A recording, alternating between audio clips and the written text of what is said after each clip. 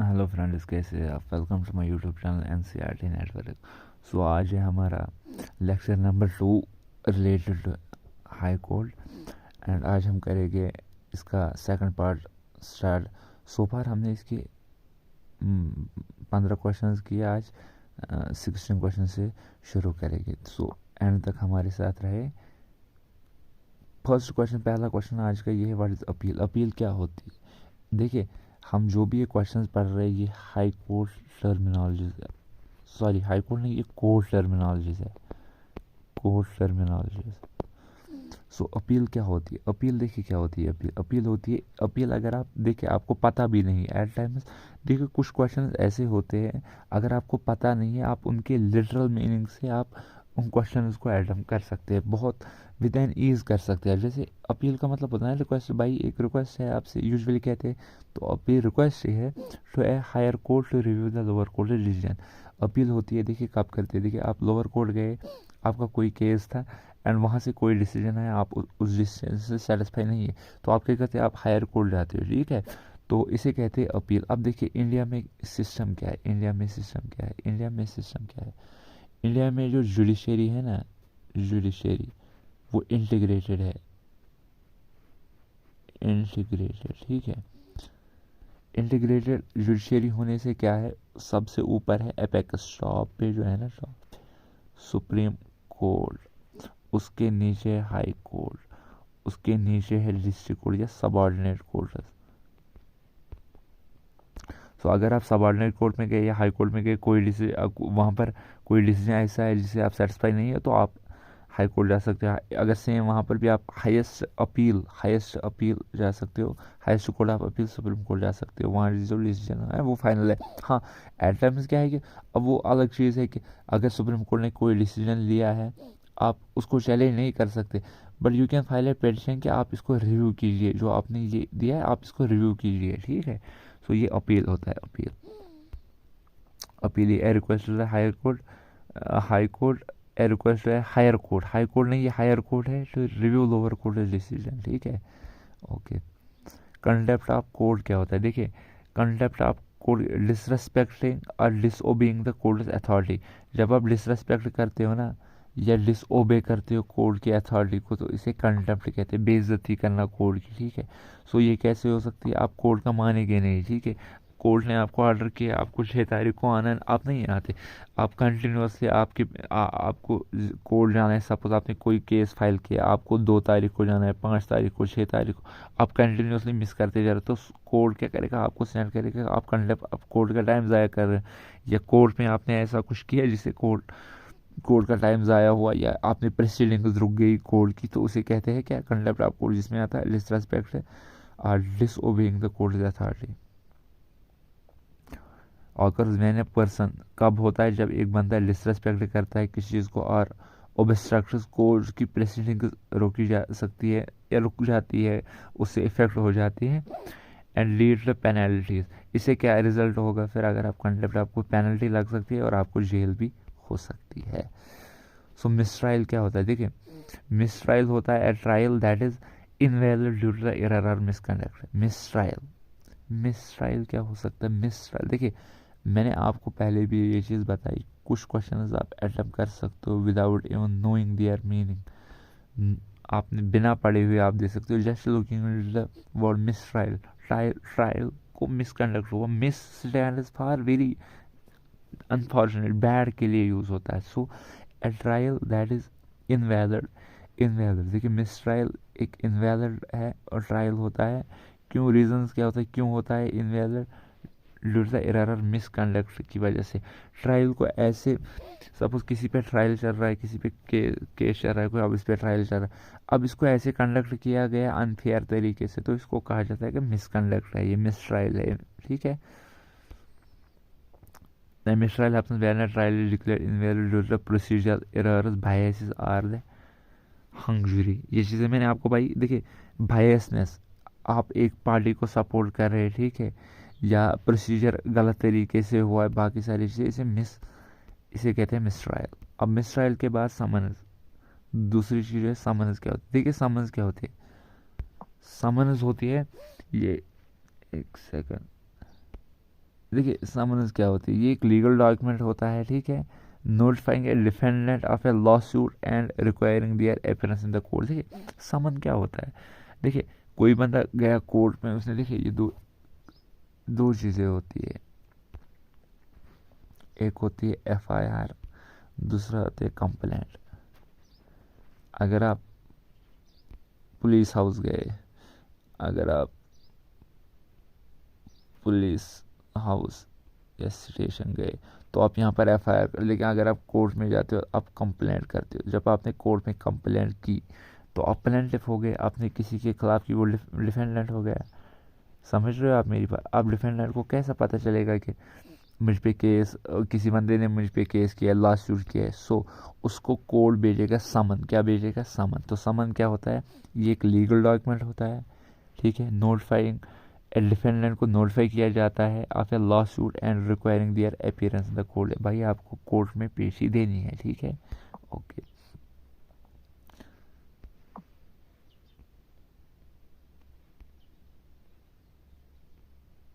आप देखिए, a summon informs the person that they must appear in court for a case. ये हमने बता दिया। देखिए व्हाट इज इंजेक्शन। इंजेक्शन क्या होता है, देखिए एक और रिलेटेड टर्मिनोलॉजी में नेक्स्ट टर्म हमारी है इंजेक्शन क्या होता है। देखिए इंजेक्शन क्या था, court order directing a party to do or refrain from doing specific acts. Injunction, junction. देखिए जंक्शन पे क्या होता है, देखिए मैं आपको याद कराने की कोशिश कर रहा हूँ।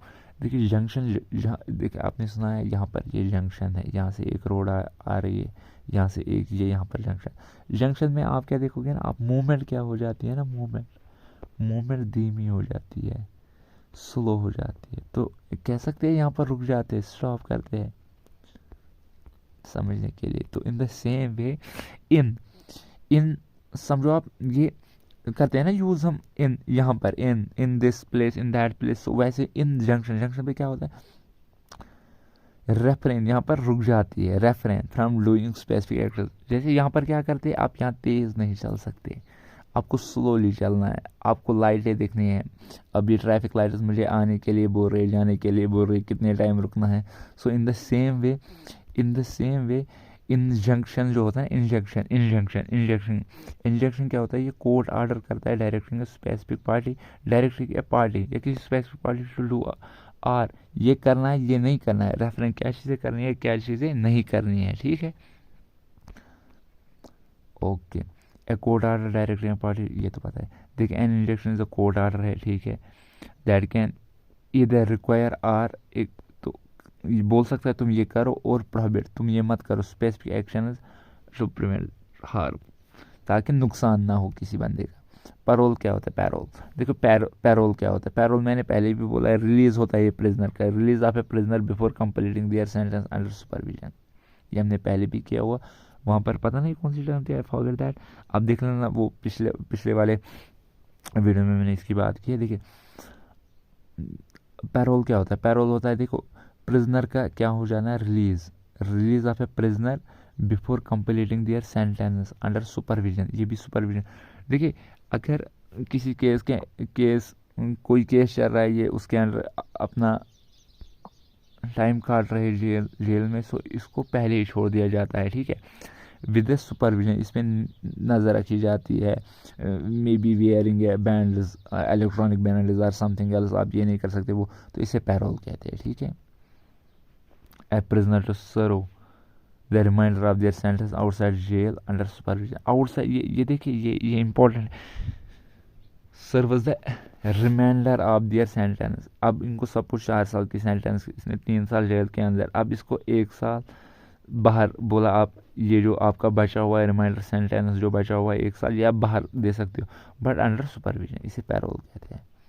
देखिए हेबियस कॉर्पस क्या होता है, मैंने बोला कि कोर्ट कुछ रिटर्न इशू करती है, पिछले वीडियो में मैंने बात की। तो हेबियस कॉर्पस एक रिट है जो मतलब कोर्ट, ठीक है,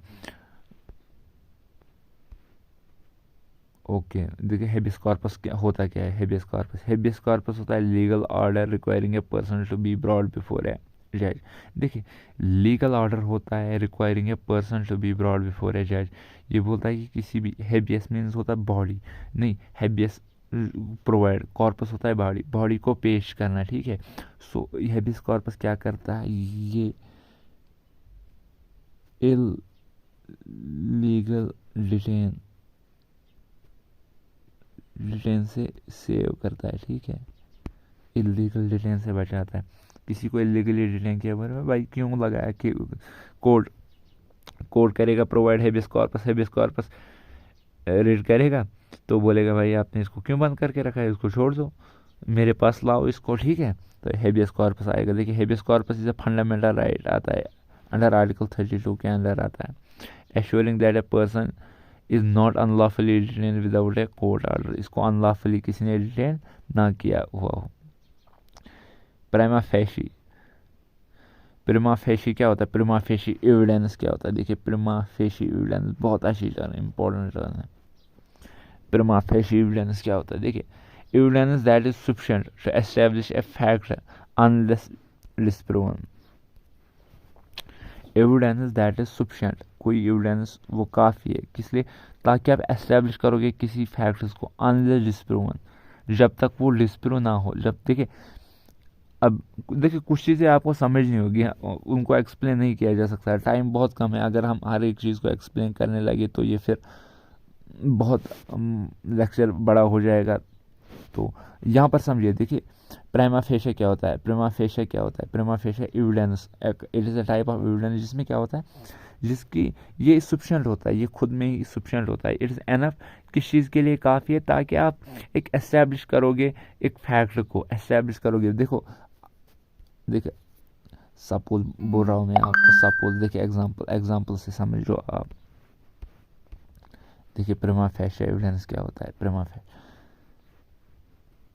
ये एक होटल है, ठीक है, इसका ये रूम 1 है, ये रूम 2 है।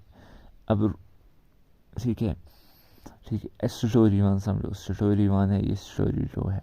अब स्टोरी 1 पे 2 बंदे हैं, ठीक है, एक ये बंदा एक ये लो है, इस पे 3 बंदे, इस पे 4 बंदे, इसमें एक बंदा ये है, 2 बंदे ये है, ठीक है। अब देखिए क्या होता है, इस बंदे का क्या हो जाता है, कत्ल हो जाता है। सो फ्रॉम दैट बस इस बिल्डिंग में तो यही थे, इस वाले ऊपर वाली स्टोरी में। So from this we can conclude that कि इस बंदे ने ही किया होगा, ठीक है, क्योंकि ये यहाँ पर प्रेजेंट था। सो ये हो गया प्रिमा फेशिया, क्या प्रिमा फेशिया एविडेंस, यहाँ से ये डायरेक्टली कंक्लूड कर सकते, क्योंकि और कोई अगर डेथ हुई है तो मोस्ट प्रोबेबली ये हो सकता है यहाँ पर थी, अनलेस डिस्प्रूव, जब तक डिस्प्रूव नहीं होगा तब तक यही रहेगी इसके दायरे में कि हाँ भाई इन्होंने किया। तो ये होता है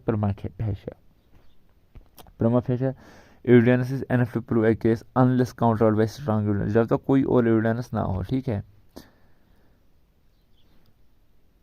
प्ली बार्गेन, ठीक है, प्ली बार्गेन क्या होता है, now what is plea bargain. देखो प्रिमा फेशी आपको समझ आ गया, ठीक है।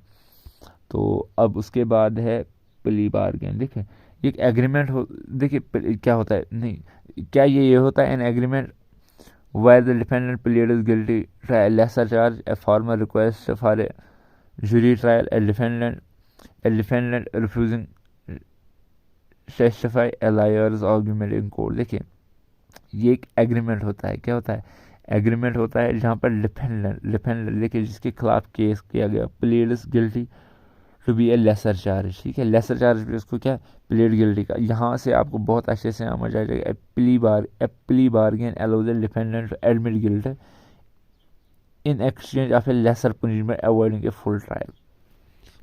देखिए आगे देखिए आपको यहाँ पर समझ आ जाएगा। और एक बार प्ली बार्गेन, देखिए बार्गेनिंग करनी है आपको, किससे करनी है, देखिए प्ली बार्गेन क्या करनी है, देखिए आपको बार्गेनिंग नहीं करनी, बस समझो आप। प्ली बार्गेन, प्लेंटिफ ने केस किया डिफेंडेंट के ऊपर। अब डिफेंडेंट ने अगर वो चीज़ किया है ये खुद ब खुद कबूल करेगा इसको, तो इसको लेसर क्या मिलेगी, लेस सज़ा मिलेगी, इसको कम सज़ा मिलेगी, इसको कम, तो इसे कहते हैं, इसी को कहते हैं प्ली बार्गेन, ठीक है। लेस लाइटर पनिशमेंट मिलेगी, लेसर पनिशमेंट मिलेगी, फुल ट्रायल नहीं होगा। अब देखो डबल जियोपॉडी देखिए डबल जियोपार्डी का मतलब है अगर आपने कोई, आपसे कोई गलती हो गई, ठीक है, आपने चोरी की, ठीक है, ठीक है, या आपसे एक्सीडेंट हुआ कोई भी, आपको एक बार उसकी सज़ा मिल गई तो एनफ है। आपको एक ही क्राइम के लिए 2 बार सज़ा नहीं मिल सकती, इसी को कहते हैं jeopardy. Being tried twice for the same offence, ठीक है। Double jeopardy is a legal protection, ये एक प्रोटेक्शन है preventing a person from being prosecuted twice for the same crime के लिए आपको 2 बार, ठीक है, सेम क्राइम के लिए 2 बार आपको गिल्टी नहीं, आपको सज़ा नहीं मिल सकती है 2 बार एक ही उसके लिए, ठीक है, एक ही क्राइम के लिए। Now question number 26 is what does recusal recusal mean in a legal context. Recusal क्या होता है, रेसूसल क्या होता है लीगल कॉन्टेक्स्ट में, रेसूसल क्या होता है। देखो, ए जज or a lawyer withdrawing from a case due to conflict of interest, ठीक है। अब जज देखिए, रिसूसल ensures fairness when the judge or the lawyer has a conflict of interest in the case। देखिए, जज होगा या लायर होगा, ठीक है, जब वो किसी केस से विड्रा करेगा due to conflict of interest, अगर उसमें उसका इंटरेस्ट होगा, ठीक है, तो वो उस केस से क्या करेगा, विड्रा करेगा। अगर किसी भी किस्म का इंटरेस्ट है उसमें, एग्जाम्पल से समझ लेते हैं रेसूसल क्या होता है। रेसूसल क्या होता है, रेसूसल क्या होता है, देखिए, अब यहाँ पर कोई जज बैठा हुआ है, ठीक है, तो जज का क्या सीन है, अब इसकी फैमिली पहले यहाँ आ ही नहीं सकती है, इसका कोई रिलेटिव है, ठीक है, एक इसकी कोई पार्टी है या कुछ है या कोई इसके इंटरेस्ट का है, तो ये बोलेगा कि भाई मैं इन लोगों को जानता हूँ, इस बंदे को जानता हूँ, मैं ये मेरा फ्रेंड है, या बाकी सारी चीज़ें मैं ये नहीं लग सकता, इससे बायसनेस हो जाएगी, तो ये बोलेगा कि मैं ये केस नहीं ये, ठीक है, तो विड्रा करेगा केस से, इसे कहते हैं रेसूसल। एमिकस क्यूरी क्या हो, देखिए, अब एमिकस क्यूरी, रेसूसल तो हो गया विड्रॉवल ऑफ द जज का या लायर का विड्रॉवल फ्रॉम द कोर्ट, क्योंकि उनके इंटरेस्ट है उसमें, देखिए, तो इसे कहते हैं रेसूसल, उसे रेसूसल। एमिकस क्यूरी क्या होता है, एमिकस क्यूरी, देखिए, एमिकस क्यूरी होता है, इसे कहते हैं क्यूरी, आपने एमिकस क्यूरी होता है फ्रेंड ऑफ ए कोर्ट। देखो, फ्रेंड ऑफ ए कोर्ट जब मैं कहता हूँ एमिकस क्यूरी होता है, ये कोई लीगल एक्सपर्ट हो सकता है जो किसी भी चीज़ पे कोर्ट में बातें बोले, उसके इंटरेस्ट की बातें होगी, कोर्ट के इंटरेस्ट की बातें होगी, उसको बुलाया जाएगा, भाई आपका स्टैंड क्या है इस चीज़ पे, ठीक है। तो ये किसी भी पार्टी, प्लेंटिफ या डिफेंडेंट, किसी भी पार्टी से इसका कोई संबंध नहीं होता है, ठीक है। ये फ्रेंड ऑफ ए कोर्ट है, देखिए, friend of a court refers to an individual, हो सकता है group who provide expertise help to the court in decision making, ठीक है। अभी कोई ऐसा केस हुआ, सब साइकोलॉजिकली हमें कुछ ज़रूरत है, कोई इन्फॉर्मेशन है, हम बुलाए कि भाई तुम बुलाओ साइकोलॉजिकल एक्सपर्ट को बुलाओ, या साइंस में कोई ऐसी चीज़ है जिसको हमें जानना है, ये कोर्ट में थोड़ा सा हमें इसके बारे में पता नहीं, हम एक्सपर्ट को बुलाएगा, वो अपनी राय देगा, तो ये होता है, ये friend of A amicus curiae होता है, फ्रेंड ऑफ ए कोर्ट, बहुत इंपॉर्टेंट। ओके, नाउ एक्सपर्ट क्या होता है, देखिए, एक्सपर्ट क्या होता है, ये legal proceedings involving only one party without notifying the another. Expert x एक ही party, a legal procedure involving only one party without notifying the other। देखिए, ex party proceedings are when one party is heard without informing the another, usually in urgent situation। ये urgent situations में होता है ex party। इसमें क्या होता है, एक ही पार्टी को सुना जा सकता है without notifying the other party, दूसरी पार्टी को जिसके खिलाफ या बाकी केस हो उसे बताया नहीं जाता, इसे कहते हैं एक्स पार्टी। फॉरेंसिक एविडेंस, अब देखिए फॉरेंसिक एविडेंस क्या होता है, फॉरेंसिक एविडेंस, एक सेकंड सॉरी, फॉरेंसिक एविडेंस क्या होता है, evidence obtained through scientific techniques, scientific techniques का यूज़ करके हमने कुछ एविडेंस उठाए होते उसे कहते हैं फॉरेंसिक एविडेंस। जैसे किसी के फिंगरप्रिंट्स उठाना, कहीं पर चोरी हो गई है, फिर हमने क्या किया, हमने देखा, देखो भाई किसी ने चोरी की होगी, उसके हाथ के निशान तो हो गए फिंगरप्रिंट, तो हमने टेक्नोलॉजी का यूज़ करके, साइंटिफिक टेक्नोलॉजी का यूज़ करके वहाँ से वो उठाए, फिर हमने उसको देखा जाना कि हाँ भाई ये बंदा है, या डीएनए का किसी के बाल मिले, किसी की कुछ चीज़ें मिली, तो फिर हमने डीएनए की एनालिसिस किया, तो फिंगरप्रिंट, बाकी सारी चीज़ें, तो इसे फॉरेंसिक एविडेंस कहते हैं। ओके, होप ये क्लियर होगा। टॉड, देखिए टॉड क्या होता है। टॉड कहते हैं सिविल रॉन्ग को। किसे कहते हैं? A civil wrong causing harm leading to legal liability. देखिए, ए टॉड is a civil wrong, negligence हो सकता है, डिफेमेशन हो सकता है, where one party seated compensation for टॉड। टॉड, ठीक है। टॉड क्या होता है? देखिए टॉड क्या होता है, एक सेकंड में आपको अच्छे से समझाऊंगा टॉड क्या होता है। टॉड होती है एक सिविल रॉन्ग कॉजिंग हार्म, जिसमें हार्म हो या लीड हो लीगल लाइबिलिटी को। ना आज के लिए इतना ही, अब मिलते हैं नेक्स्ट वीडियो में। Till then, good bye.